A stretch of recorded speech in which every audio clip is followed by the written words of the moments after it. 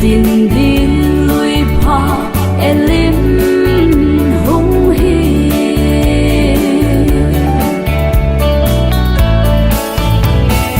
lỡ qua thi lệ na ta thua nang ma hun câu thu lệ mau tê ô kít ấy là ngày thácyak in là hà gạo thiang thâu in hun tha buồn in zia in a hin hum se in lal pa happy na kalvari ka van in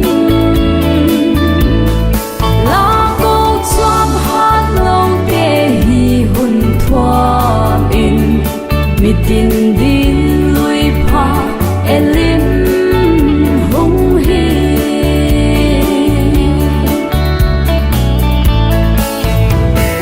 lal pa la be lam hoang a hi lo ki lo ki hian la lam hun nga te thun le mau te o ki ngai tha la happy pa thiang la i het sa in zia in a hin hum se in lal pa happy na kalvari ka van in la ko swam han lo te hi hun thwa in mitin din lui pha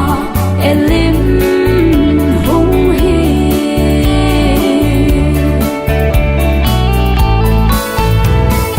lal pa la be lam pu te ho hi la hu dam na kal van in thuam in la mi thiang tho